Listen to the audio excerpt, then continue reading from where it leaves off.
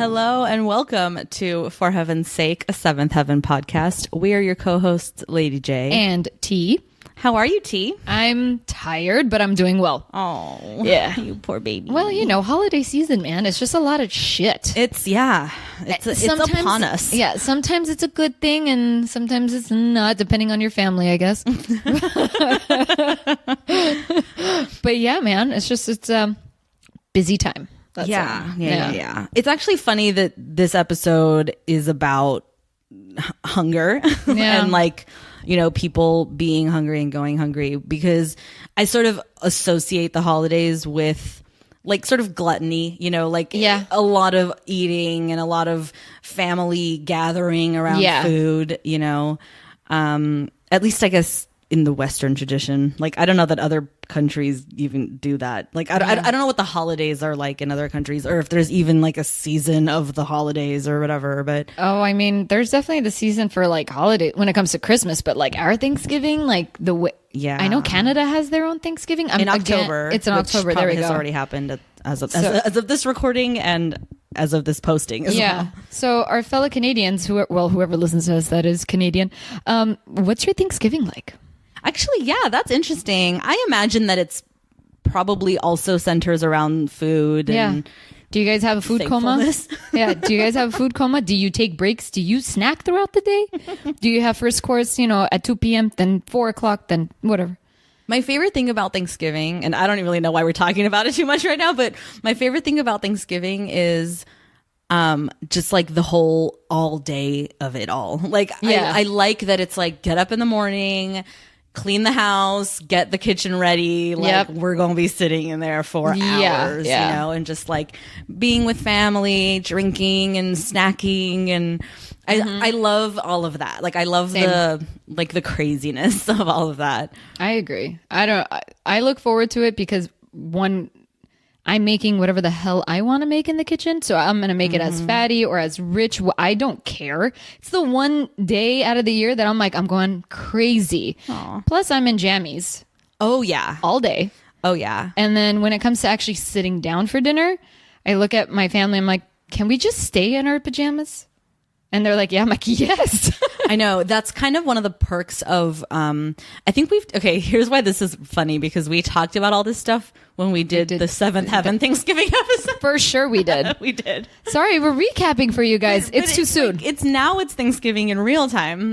You can't help it. No, what I love is like we always host Thanksgiving. I won't rehash all of that, but one of the perks of hosting Thanksgiving is like, you know, not having to get dressed up because you're the host. You know what I mean? Like, you can be a little cash because it's your house. You're like, I've been stuck in the kitchen all day. Yeah. And I love that. I love that I get to wear slippers. Yes. Like, it's the coolest part. And drink wine all day. Hells yeah. Maybe do a couple shots. I don't know. Living on the edge. Yeah. Who's coming over for that? No.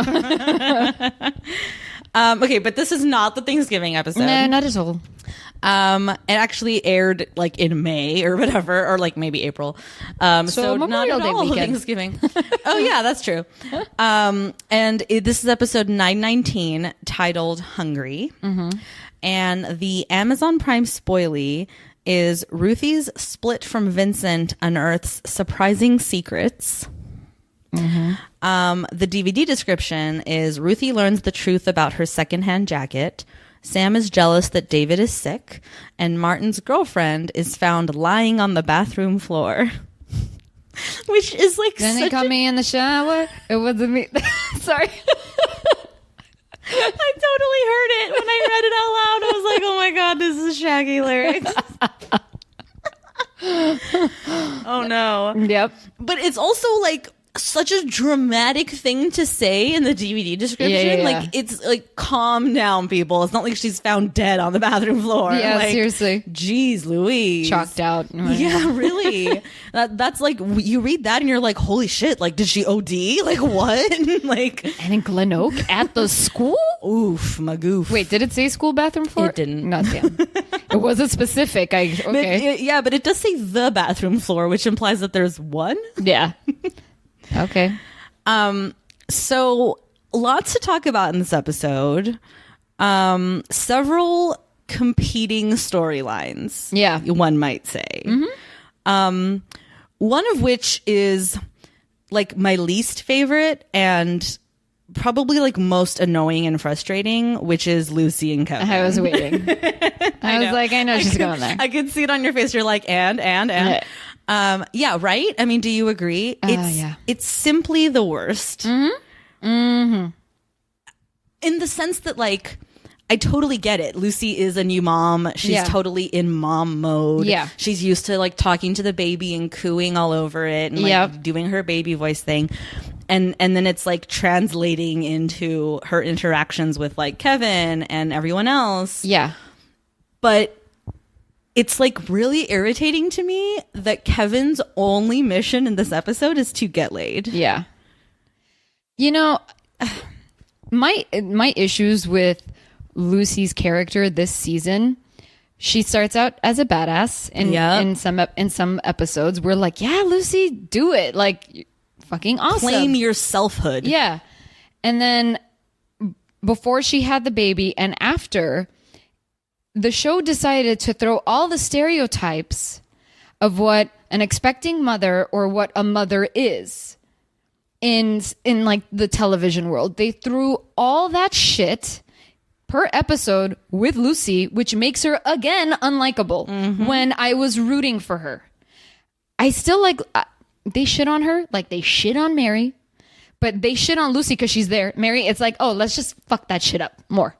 Yeah, I mean, I think it's a different kind of shitting on Lucy than it is with Mary. But I don't disagree. I think you're onto something, that the show is a little unkind to Lucy. Yeah, insofar as like the storylines aren't good. You know what I mean? Like, it's not blatantly anti-Lucy. It's per not se. No, but it's just like not really helping her cause. Nope. That she is the way she is and does the things she does. And says the things she says. You know, like it's just a little like annoying. And then and it sucks that we have to feel that way about Lucy, because for all intents and purposes, like, she might as well be one of our main characters. I mean, she is pretty much the main character of the show, you know, although you might argue Ruthie's maybe edging her out, especially this later half of the season. Yeah.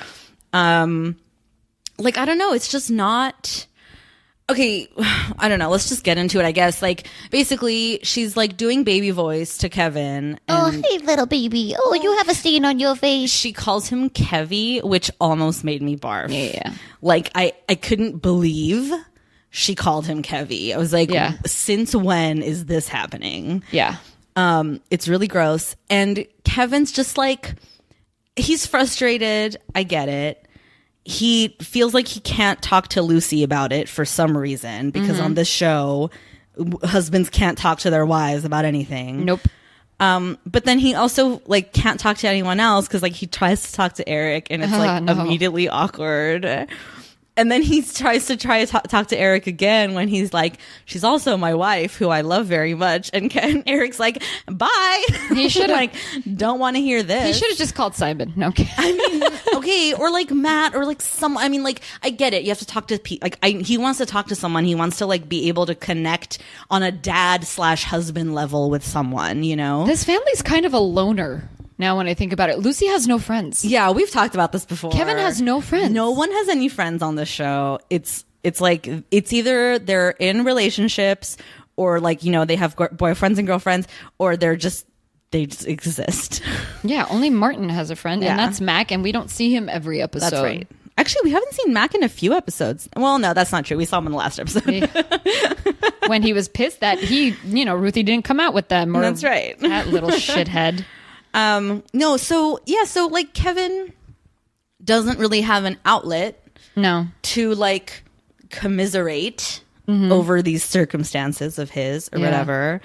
And it's also like, you know, part of that has to do with the fact that they're still living at the house and all these things. And so he tries to be like, well, why don't we look at some listings tonight? You know, like, let's like make it a thing. You know, I'll have the realtor send over some new listings. We can look at them. And then when Lucy realizes that he's like desperate to be with her or whatever, she goes, I knew you were trying to trick me about the listings.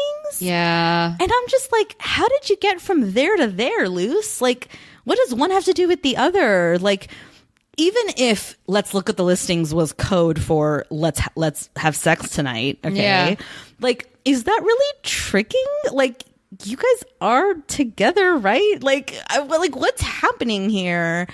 It's not clear to me why Lucy doesn't want to have sex with Kevin. Like, I'm not getting that part of it. I don't see why she doesn't want to, which I think would have been interesting to play out why she's not into it, because I think I'm generalizing here. I'm not saying that this is true, but I can't imagine, like, I take that back. I'm sure there are some women that, like, after they have a kid, they might be ready to, like, bone. Who cares? Like, they feel it. But there are some moms it's like shut off. Okay, it's just sure, like, do you go to, like, I mean, I don't or, know, yeah, like it is or it isn't. Like, it is, you know what I mean? So if you're gonna show Lucy how she's maybe just not into it, or she just isn't feeling it because she's in mom mode, okay, go into it a little bit. Like, why not? Show us that. Don't say you're trying to. No, your husband was just trying to seduce you. Like, he's trying to find a way to do it, and he's using that as an excuse. Don't say trick me. Yeah, that makes it sound gross. Yeah, it does. And like and unfair to Kevin, I think. I think so too. Although I'm loath to ever give Kevin credit for anything. But sorry, go on. No, it's just a weird, touchy subject. I mean, I have no opinion in the sense, like, I can't base anything that I say on knowledge in the sense that I've experienced that. Yeah. No, I don't have any data on that crap. But if you're going to address this on the show, play with it. Let me see how it's going to pan out. Don't just leave it there. Like, I knew you were trying to trick me to have sex with you. Like, get the fuck out of here. And then it always, like, ends or culminates in, like, them apologizing to each other. Like, I'm sorry. And this is the thing, like, actually one of our listeners wrote us an email a while back about another episode. I can't remember exactly what it was now, but I think the point speaks to this one as well, and maybe to Lucy and Kevin's whole arc, at least in the second half of the season. Mm-hmm. Like, the point that she was making, the point Cheryl, I believe, was making, is that the problem with how the show is doing all this is, like, this once again plays out like Lucy learns a lesson like this is another Lucy learns a lesson episode. Yeah. Except that we, the audience, don't get a chance to see Lucy. Yeah. Like, Lucy's side of it. Like, we don't see through Lucy's eyes ever. Yeah. You know, all we see is through Kevin's eyes of, like, his frustration and da-da-da. Yeah. Like, so how dare you show then have Lucy come out and be like, I'm sorry. Like, sorry for what? Yeah. Like, we don't know what you're thinking or doing or feeling or none of that. All we know is that Kevin's frustrated sexually. Like, and what? You know? Yeah. Like, it's problematic in the writing, obviously, you know, of just, like, they're trying to tell a story. They're just not doing it executing it well at all, which, you know, that's not news to anyone. Never is. But yeah, and it's just like this annoying story. And then at one point when Lucy does it to Ruthie, like, Ruthie has to be the one to be like, if you want to talk to someone like that, Savannah's upstairs or whatever. Yeah. And I'm like, okay, so at least, like, someone's able to, like, throw it back in her face and be like, what are you doing? Like, get a hold of yourself. But again, it falls flat because we don't see from Lucy's perspective. Like, we don't see that thing, like, that inner thing of, like, oh shit, I am doing that. Oh, like, I have been feeling a little closed off, maybe because I'm so focused on Savannah, or, like, I mean, we don't know. We're making it up right now because we don't know. That's true. And it's, like, frustrating. I don't know. Or it's just annoying, really, more than anything else. Definitely. I'm as frustrated as Kevin is sexually. Seriously. You tell him.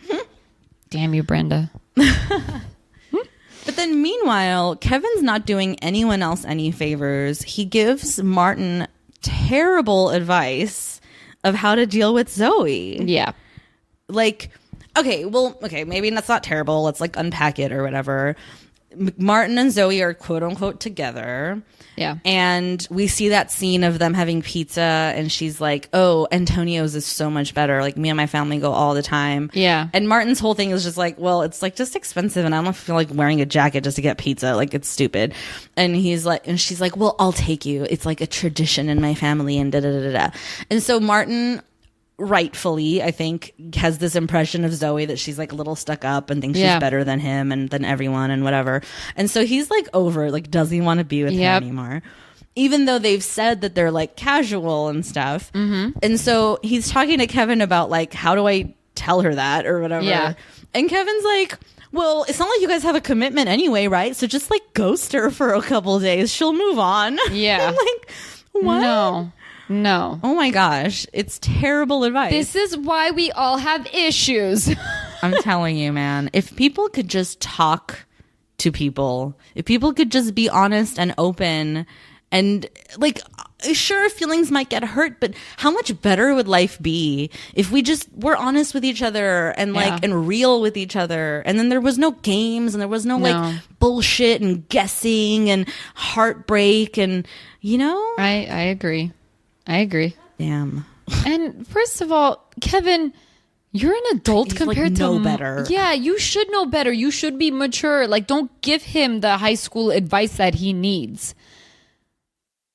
I know. And fuck that high school advice. I mean, is it high school advice or is it just like flat out bad advice? It's bad advice. It's definitely bad advice, but it's just an immature way of handling things. Right. I expect a teenager to behave that way, to ghost or whatever, because emotionally you don't want to deal with telling someone, I don't like you, because you don't want to hurt them. And it's like, well, you don't like them, but fucking tell them so they can move on too. Not like looking at their damn phone and like, is he gonna text? Is she gonna text? What's happening? And then you check your phone to see if it's actually working.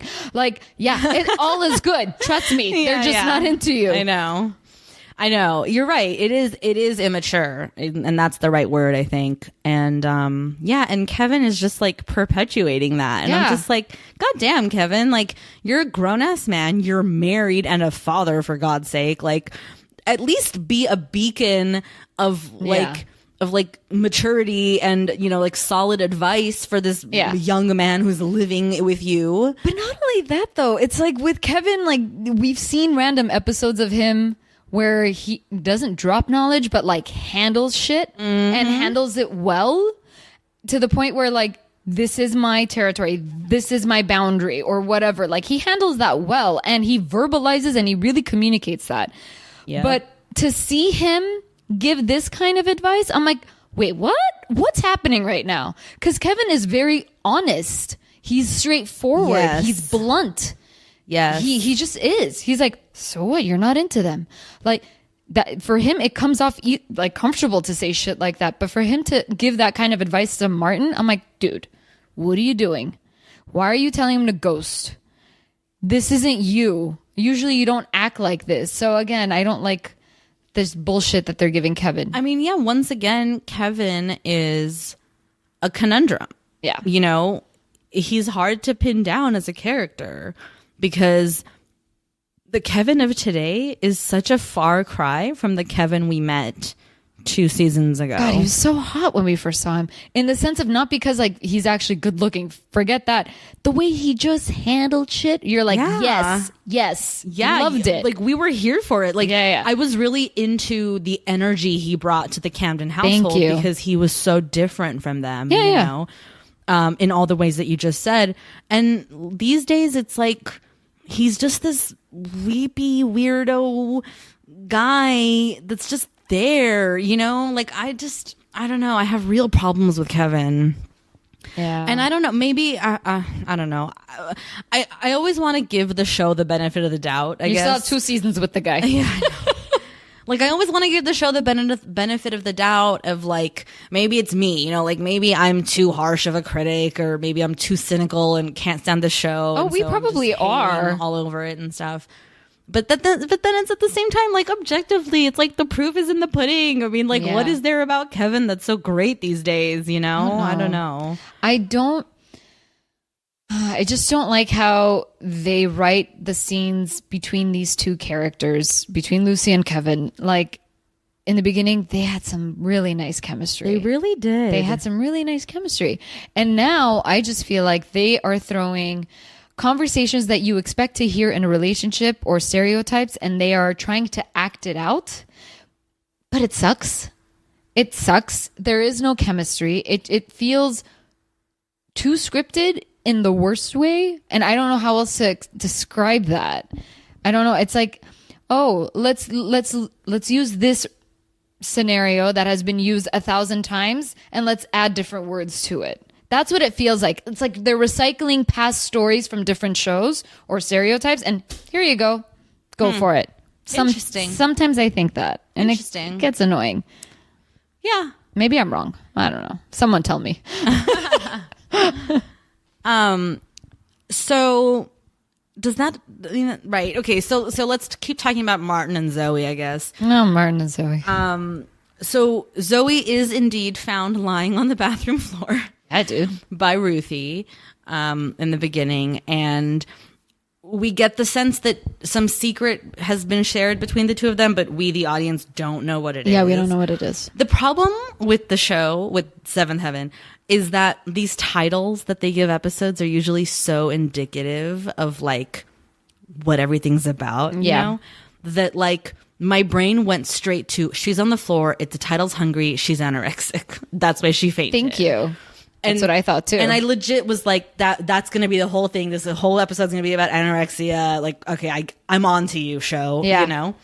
Fairly enough, or whatever, they did twist it a little bit. It wasn't quite that, but rather that she, like her family, is struggling financially and they don't have enough money to put food on the table. Nope. I think at some point when Zoe's dad comes to visit Eric, he says like, by the time we've paid the mortgage and the bills and, all that shit, like we literally cannot afford food. Yeah. And it breaks your heart, honestly. It does. Obviously. It's terrible. And it made me like realize like this must be true for so many people, and I think even Ruthie or somebody says it at some point, like, I think there's obvious cases of hungry people, like when you see homeless people on the street or like, like in certain settings she brings up like the people that we feed at church, whatever, like those are the people that, that you can tell, that you just assume or whatever, that they're obviously hungry, Yeah. But then there's people like this who, it's not that they don't have jobs. It's not that they don't have a roof over their head. It's not for lack of trying. You know what I mean? It's just that money, income is not keeping up with the cost of living. Wages are not keeping up with the cost of living. And so, yes, they're able to pay their mortgage, and yes, they're able to have hot running water and electricity and all that stuff. But then when push comes to shove, they can't eat. And how many people are like, or how many kids are like counting on like school meals to like as their only source of sustenance? Like and I'm saying all this like from this point of privilege that I have, obviously, like, I don't know. I'm not trying to have a solution. I don't know what more to say about it other than just that it's awful. And it's so real for so many people. Yep. I mean, and at the time of this show, 13 years ago, the number Eric says is like 9.5 million or something. I believe so. Yeah. Like, I guarantee that number has doubled by now, if not more. Cost of living nowadays. Especially here in California, man. Like, I mean, as we record this, it's election day, right? So, right, yeah. So I've been reading, I read about the props and stuff, and God, that language pisses me off. It's really so much. It's very frustrating. It took like 3 hours of concentrated, no distraction reading just so I could wrap my head around what these props are saying. Same. It's a really problematic system we have. I think so. I'm not going to go into it, but anyway, like one of the things was about,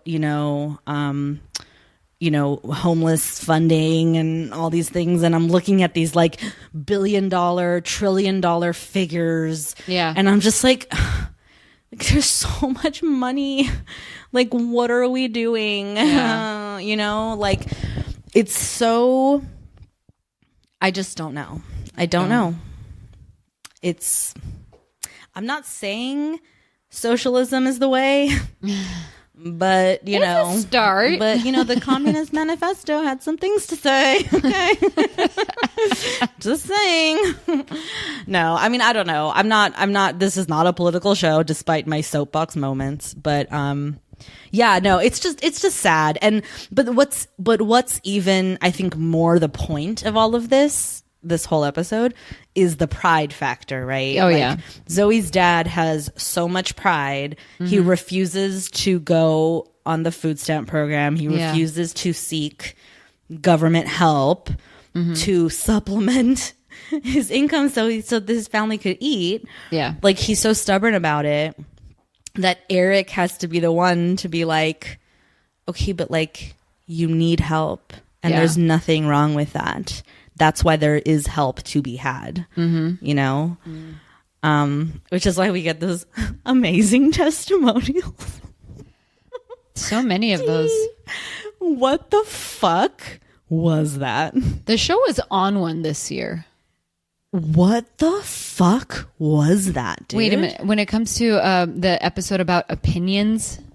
Yeah. That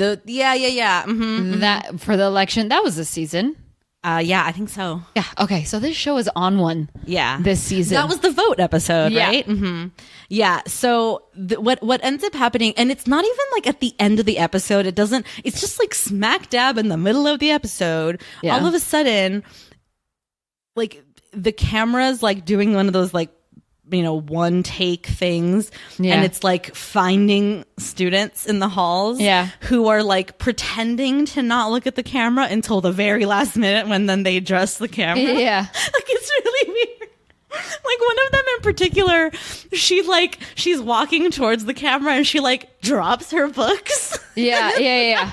And then she goes down to pick them up and then she's looking at the camera like, what is this farce? Like, if you're gonna do testimonials, do them, but like, we don't need this game of like how we're gonna find these people in the halls. They thought they were onto something there. It's like, it's so the like high school drama students' idea of like artistic endeavor. You know what I mean? God. Like, it's so that's true, hilarious to me. Why don't you drop this and then you look into the camera? My favorite. Okay, so I have all 6 of them. You guys, there's 6 of them. It's like a 30-minute moment. Okay. I have all 6, but there's one in particular that stands out to me because of how it starts. Hey, I've used every excuse in the book to cover when I go out with friends to a coffee shop or somewhere to hang out. I just ate. I got food allergies. I'm not hungry. I don't care what anyone says. A teen's entire social life revolves around food, hanging out at restaurants. And that blows when you don't have any money for food. Hey. Let me talk to you for a second. Hey. It's so weird. He's like the camera is on his face. Yeah. He's looking off camera and then he looks to the camera and goes, hey. Yeah. What? It's so weird. But this is the weirdest thing about these testimonials is like the first 3 are 3 kids who happen to be white people, mind you. That was not lost on me. These 3 white kids, each of whom are basically saying like, we struggled with like having food on the table until my parents joined the food stamp program. Yeah. And now like one of them is getting better grades because they're not hungry. Yeah. The other one is like, whatever. Like the first 3 are like, we joined the food stamp program. It's the best thing. We're so glad we did it. Like, it's great. Yeah. And then you're like, okay, so all of these going to be like that? Like they're all going to be, but no, because right after that one, you get this one. I eat at a friend's house whenever I can. If not, then I borrow money from them so I can get something to eat. But I don't tell them it's for food, and I can never pay them back. So I'm running out of friends. What? Like that took a turn. Like what? This like for 3 people were like, okay, cool. It's about the food stamp program. Cool. And then all of a sudden, it's like I'm running out of friends because I'm borrowing money that I can't pay back. Like, Yeah. Okay. And then you get this one. My family is very proud. Never go outside the family for anything is our motto. My brother and his family moved in because he was in a traffic accident and had to quit his job. We can barely put food on the table. I tried to talk to my parents about getting some assistance. I did some reading and even checked out a few programs. But they said, our family doesn't take charity. But then they say, education is the most important thing. Hello? Try going to school on an empty stomach. What? Like, I'm not saying that these points are not, salient, but it's like they're like the tone shift. Yeah. Is like so drastic. It's like the whole thing is just so fucking weird. Yeah. I don't quite understand what's happening with these testimonials. Like I don't know the point now. Like I thought the point was like, look at these testimonials of getting on the food stamp, and then all of a sudden it's about this one kid who's like losing friends, and so what, you're supposed to be like, oh yeah, that sucks, like let's get on the food stamp program, and then the other one who's like, my family's all proud and like da da da, and I'm like, so like what? Like, did you get on the program? Are they gonna listen to you? Like what? Like what is the point of any of this? And then that last guy with the teen social life revolves around food and stuff, and I'm like, so you're basically saying there's no hope and everything is pointless and life sucks? Like what? Basically, I think trying to show you the struggle, and also someone saying food stamps work.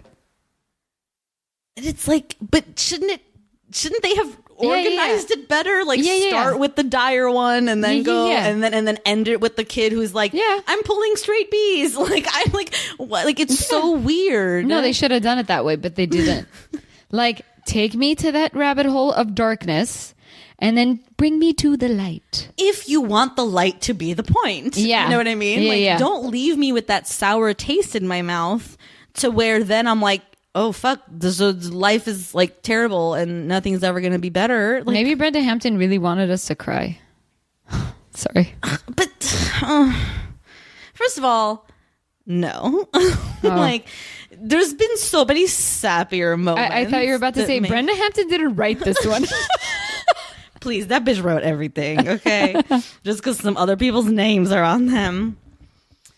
Also, this was the episode dedicated to Shelley Hull, right? Yeah. Yeah. Who is a name I definitely have seen in the credits before. I know. I don't know what her role was. I don't think she was a writer. I think she might have been like a producer or something. She must have passed, obviously. Yeah.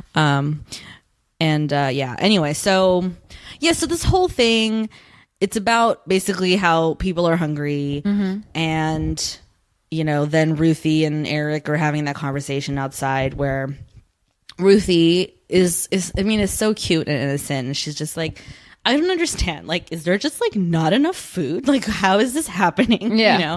And it's a very like sweet and naive and innocent thing, that, like her point of view or whatever.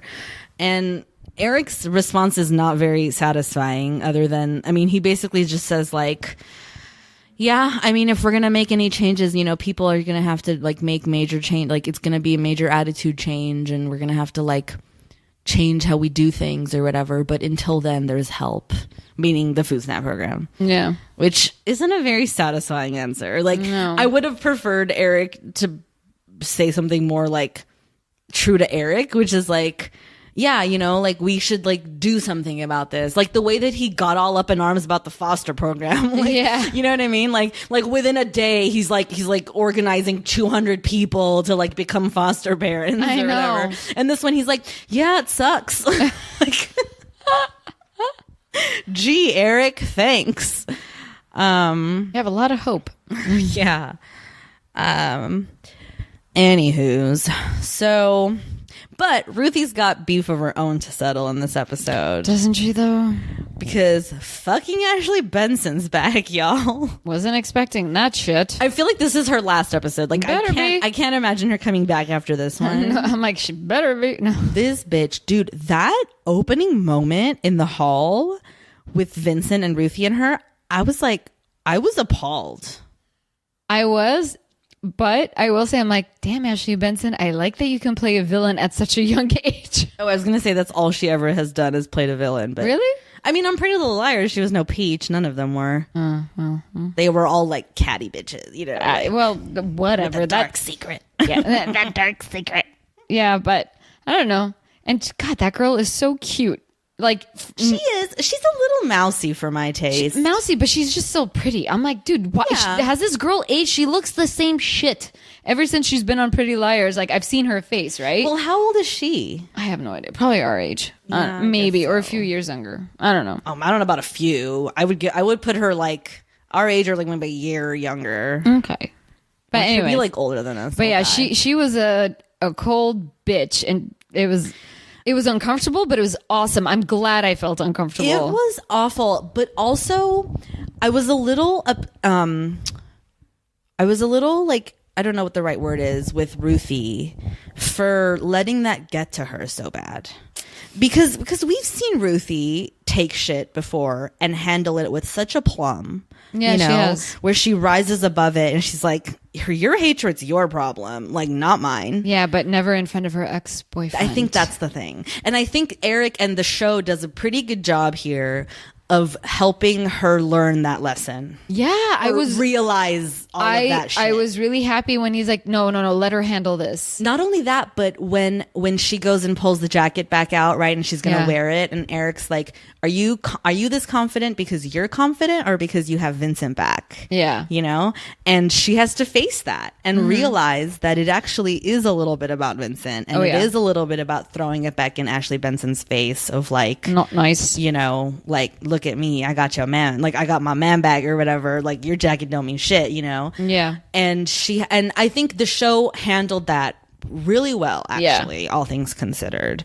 Sort of the threading of that line. Like, it wasn't cheesy, it wasn't heavy-handed, it was just right. I don't know, I appreciated that. But let's talk about it a little bit more. So Ruthie's wearing this jacket. She comes across, actually, she approaches Vincent and Ashley Benson, who are together in the hall. Her name is Margot. We should call her Margot. Margot. Because it's easier to say than Ashley Benson every time. Yeah, it's true. So she approaches them to be like, hey, I just wanted to say hi, so that it wouldn't be awkward every time we see each other. And then, which in and of itself is a little awkward and it is a little bit of Ruthie, I think, trying to like cling, you know, and be a little clingy. Probably, but at the same time, I was just like, pat on the back to Ruthie, like that she's willing to deal with it. Maybe not in the best way, but the fact that she's approaching them like, hey, I'm just here, so it won't be awkward. All right. Yeah, I mean, I get it. I get it as a move. I just think it might have been easier, or maybe not, maybe easier is not the right word, but I think it would have been a little cooler of her to just not do that. You know what I mean? Like, if she just did her own thing, and they happen to be in the hall, and like, who cares, you know? If anybody should have girlfriends, I would want it to be Ruthie. I know, right? I think Lucy and Kevin not having friends is one thing, but Ruthie's in high school. She needs a buddy. And how great would that be? It would be stories. Yeah, she should. Martin has a buddy. Why can't Ruthie? I know. You're going to give her boyfriends to move the story along? No. I know. Ruthie really should have a little girlfriend. I think so, because we've seen her have friends and like, and kind of like how Simon is with his friends, when younger Simon, you know, our spirit animal Simon. Oh, you're not going to be nice to him? Okay, well, we're not playing anymore. Ruthie has that. Yeah. There's a sense of loyalty and honor in when it comes to having friends and how to back them up or stand like behind them. And so to see Ruthie not having any friends is troubling. I don't know. I just find it hard to believe that this awesome girl doesn't have one friend. Well, that's the thing, though, is which, funnily enough, maybe is a point in the show's favor. Like, I never really feel the lack of the friendship. Like, it doesn't feel like it's a choice on Ruthie's part that she doesn't have friends. You know what I'm saying? Yeah. Like, I think the way that it's sort of all been orchestrated, you never really feel like she's this loner loser type. No, not at all. Or also you don't really feel like she wouldn't be a good friend. Yeah. It's just that you sort of suspend your disbelief when you're watching the show and you don't really think about it too much. Like, somehow they've like, pulled the wool over all of our eyes of like not missing the fact that there's a friend character. It's true, because like you always see her bonding with Martin. That's Martin, or just in life, like, whatever's happening with either like she's dealing with Lucy or she's dealing with Simon or Matt or something, Like with Peter, once upon a time, like, was her boyfriend, but also like her buddy. Yeah. That was her buddy. They were BFFs. Yeah. Besides like being in love and him calling her honey. Oh. But they were buddies. Yeah, you're right. And that was one way that the show sort of skirted the need for a friend. But yeah, so she does that, she pulls that move. She's like, oh, I'm here. Don't want it to be awkward, whatever. And then of course, Ashley Benson, because she's a fucking bitch, Margot, because she's a fucking bitch, is like, oh, well, it's awkward. Bye. and then she's like, and then she turns around, this bitch. Like, she turns around to make it a point to be like, oh, by the way, did you get that jacket at whatever the fuck? Because if you did, it's mine. I got rid of all my clothes. From now on, I should just bring them to you and you can pick out whatever you want before I take them to that store. Mm-hmm. Oh my God. Yeah, that was harsh. So rough, so unnecessary, totally bullshit catty. Clearly because clearly she's insecure in her own life and maybe in her relationship with Vincent and just whatever. Yeah. That she's like taking it out on this girl who like made the mistake of approaching you today. You know what I mean? Like, fuck you, dude. So then of course Ruthie, poor little Ruthie, gets home and throws her jacket in the trash before walking inside. Mm-hmm. And then Annie's like, what happened to your jacket? She's like, oh, I must have left it in my locker. Damn. But then, yes, when Eric finds it, and then when Martin tells him what went down, which he knows because Zoe told him, because Ruthie told Zoe, which she shouldn't have told Martin and all that stuff. Anyway, so because now that Eric knows why the jacket's in the trash, he, for the first time in his goddamn life, I know, decides to let his kids handle their own shit and not get involved. Yeah, I was like, "Oh, Eric, you grew up. Growth for Eric." I kind of clapped, but I also said, "There's a catch, right? There has to be a catch," but there wasn't. There really wasn't. I know there wasn't. He really let her handle it. I mean, he gave her a little bit of that lesson at the end, but even then, she came to it on her own, and she learned that lesson on her own. True Eric fashion. He has to say something. Yeah, obviously. But what I mean, but what really drew me in and what really spoke to me in that scene between Eric and Annie was Annie. The way she gets so like distraught. Yeah. She's like, oh my God, though, like I don't buy all their clothes from secondhand. Like I try to buy them really nice pieces and then I supplement and like this is terrible. And like she was so beside herself that this happened, and she's like blaming herself, and I was just like, I just wanted to like reach out and like hold her hand. I was like, Annie, oh my gosh, like you did not do anything wrong, girl. Like I get you. Like she was so like just she didn't know what to like. She was just I like it really spoke to me. I know. Oh man. And even Eric's like, you did nothing wrong. Like, don't worry. Like, it's gonna be fine, like she'll take care of this. And she did. God, yeah. I'm sorry. I'm still having this Annie moment for myself. Like, because it was just really like sweet. And I think I saw a little bit of my own mom in her. And I think in all of it, like a lot of what happened with the parents and stuff in this episode, like spoke to me in seeing myself or whatever. Like when the dad is talking to Eric and he's like, you know, we try to, like, Zoe dreams of being rich and we try to like give her everything, like we tried to make it so that she doesn't want for anything, but the older she gets, you know, teenagers, it feels like they need more, they want more, and it gets harder and harder. And I was just like, I know it's kind of scary now when you think about it, because like there was a time when I'm watching that episode, I was like, oh God, was I bad in high school? Like how, and if I was, like how bad? Yeah. You know? Yeah. So, damn. I know. Damn. Yeah. It really like made me like think, you know, I was like, yeah, gosh, you know, like my family certainly we were never, in want or need of anything. We always had everything. Yeah. We certainly always had a roof and food and, you know, and, you know, and yeah, I think about that, you know, it's just like, I'll speak for myself. My parents were always so good about never making it feel like we couldn't have something, or that something we wanted was like outside of their reach or capability, you know? That's true. Like, and part of that was probably a little bit of game playing of like, well, maybe for Christmas, you know, like, oh, yeah, like I'm not going to get everything I want when I want it kind of thing or whatever. But like I never felt like I really wanted something or needed something and I couldn't have it.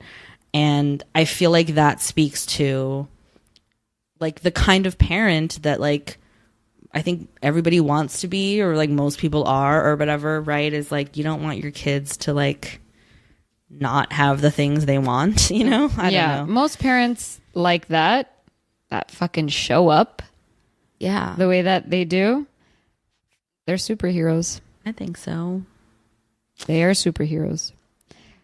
Put a cape on them and call it a day. Yeah, so basically, long story short, whatever, Ruthie realizes, oh no, okay, we can't long story short this. So Vincent won't stop fucking calling Ruthie all night long. Oh yeah. After the incident at school, after she's already tossed the jacket and come home upset. It was kind of entertaining. It really wasn't, though. You know, I know it's petty, but I was just like, hang up on him again. Well, because I think she had every right to. Yeah. Like, okay, Vincent, we get it. You broke up with her over what she said or the way she acted or whatever. And what? Do you want a fucking medal? Like, what? What do you want from me?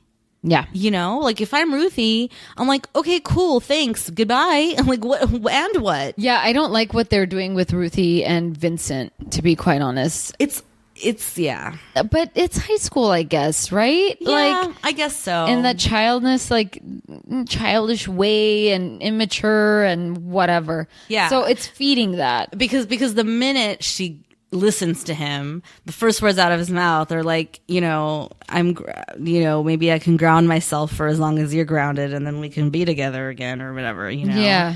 And it's like, and then she like gets all smiley and happy and perky and everything and immediately goes to retrieve her jacket because now she's going to rub it in Margot's face. And, you know, I don't know. Part of me is like, whatever, Ruthie, you do you.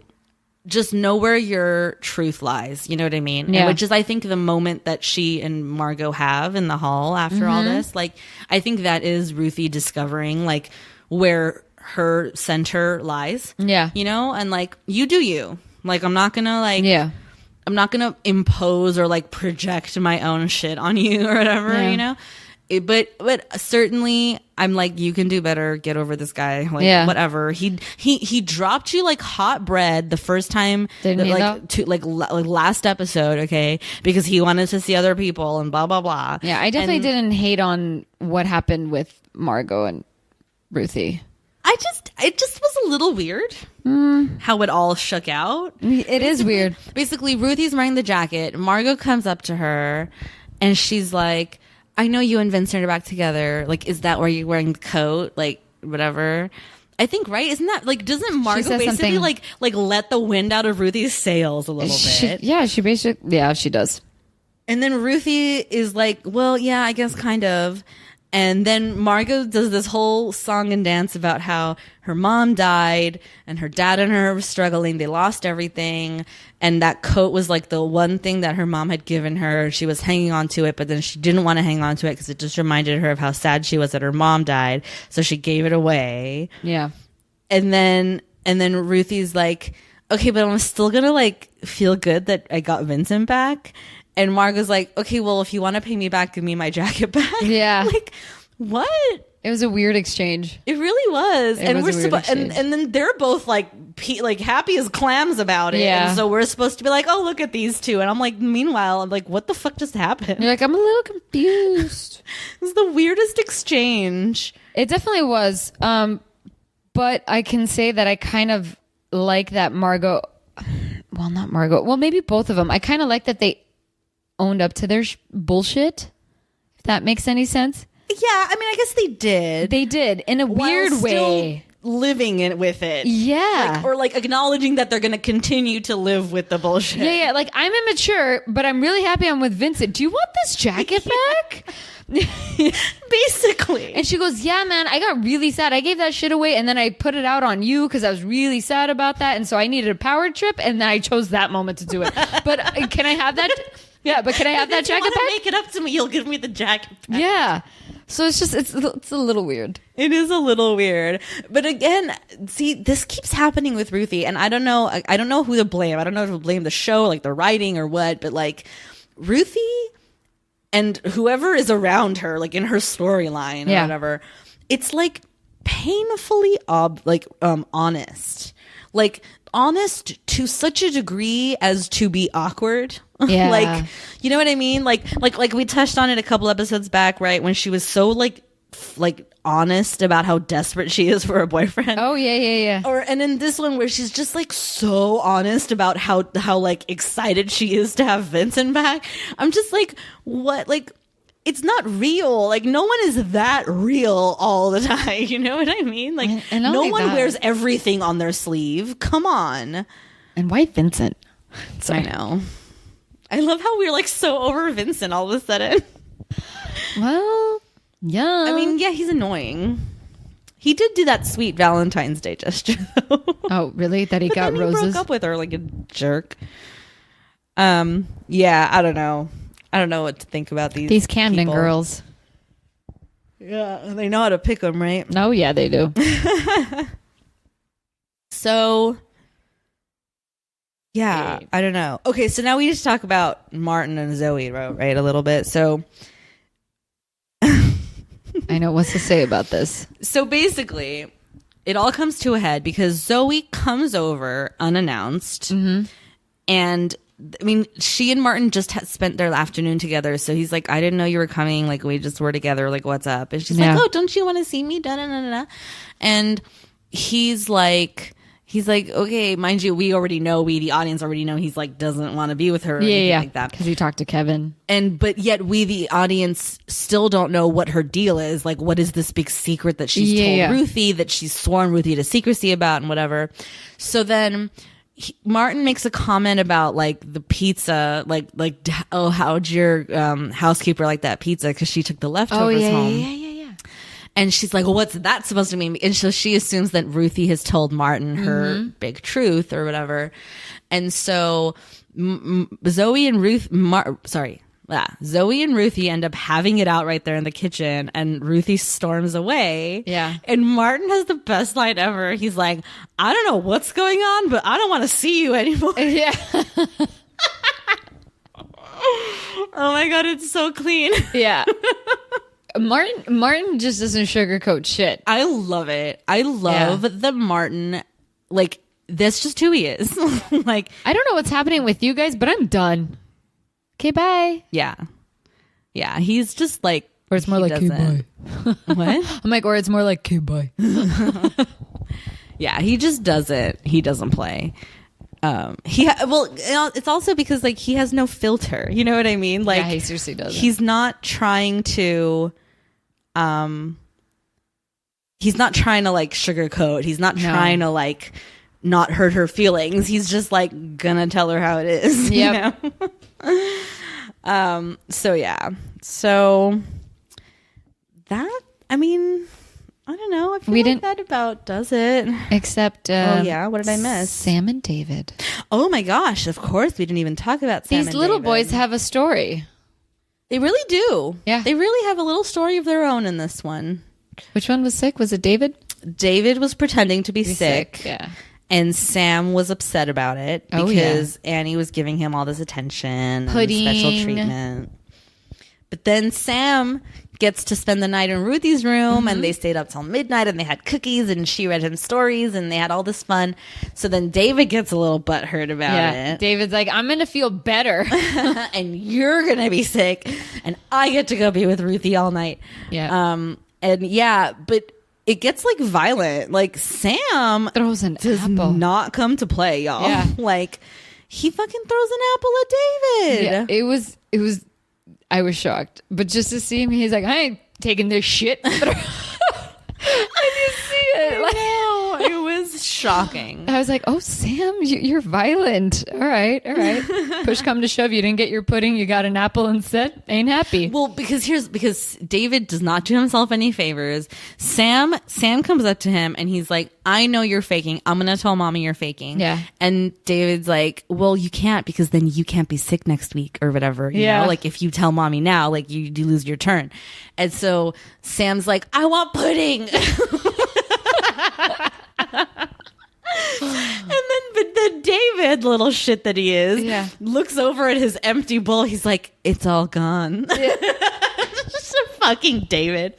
Like you're just asking for it, man. You are asking I'm surprised he didn't punch him in the face. Swear to God. He like threw his apple. He's like, oh. It was legit. Like for a moment, it felt like, you know, like that meme of Arthur where he's like making a fist and everything. Like people use it for like when you get angry. Like it was legit like that meme for a second. So cute. You can't pretend to be sick.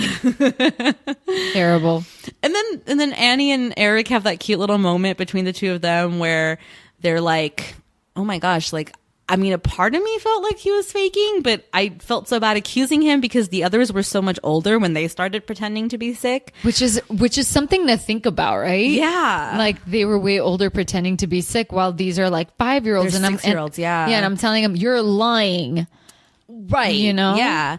And then so Eric makes the observation that like these two are going to be more of a handful than all 5 of the other ones combined. Yeah. And like they really need to focus on these two. Like if they're going to really, you know, raise them well and like get a handle on them, which then of course speaks to the fact that like they need to get Kevin and Lucy out of here, because having this baby in the house is just sucking everyone's attention and energy, and like, yeah. They need to get the F out. Go. They need to fucking go. Just call it a day and say bye.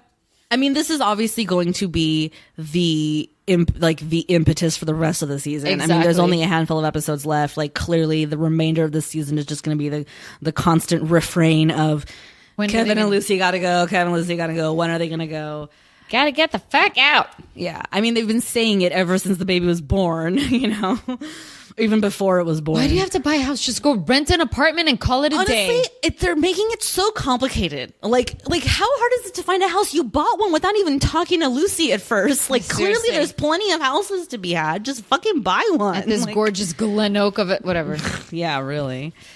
Anyway. That was a really pretty brick house. He had to just sell it back, didn't he? Sap. What a softie. Okay, does that about do it for us? I think so. Okay. Yeah, because we don't see Matt or anybody. No Matt, no Simon. Yeah. No Simone. No Simone. Okay. No Mac. Who? I'm kidding. Let's rate this sucker. 2 thumbs down. Wow. I know we had a lot to say, but I didn't. No, I get it. I mean, I respect it. Yeah. I think I'm going to give this episode 1 thumb up, 1 thumb down. All right. Because I will say this for this show, for Seventh Heaven in general. As much as these types of episodes, like, you know, where there's like a message and at the end there's like a title card about, you know, are you hungry? Reach out, you know, all that, you know, whatever. And the ridiculousness of the testimonials and all of that. I will say, I can't think of any other show. Yeah. Either at the time or today or before or whatever. I can't think of any other show that was so willing to put itself out there like this, like saying these things, having these messages, like whether or not they execute it well or that's true, or it's worth doing is a different story. But I have to give them credit for making it their mission to make a point like this and doing it unapologetically. That's true, especially when it comes to like the W. Was it still WB? WB at the time, yeah. Gilmore Girls didn't do this. Dawson's Creek didn't do this. No. Yeah, it's true. I mean, this is the only show I can think of that ever, you know, cared to do this, like to have a message and, you know, try to get the word out about something. Yeah. You know, again, whether they did it well or not. Yeah. Regardless, I think there's something to be said about the fact that they did it. So anyway, I get it. One thumb up, one thumb down from old Lady J. All right. I respect it. Thank you. Well, that's about going to do it for us, folks. As always, don't forget to subscribe, rate, and review on Apple Podcasts or iTunes or wherever you get your podcasts. You can follow us on all the social medias at For Heaven's Sake Pod. Send us an email at forheavensakeshow@gmail.com. Subscribe to our Patreon at patreon.com/forheavensakepod. And until next time, bye. Okay, bye.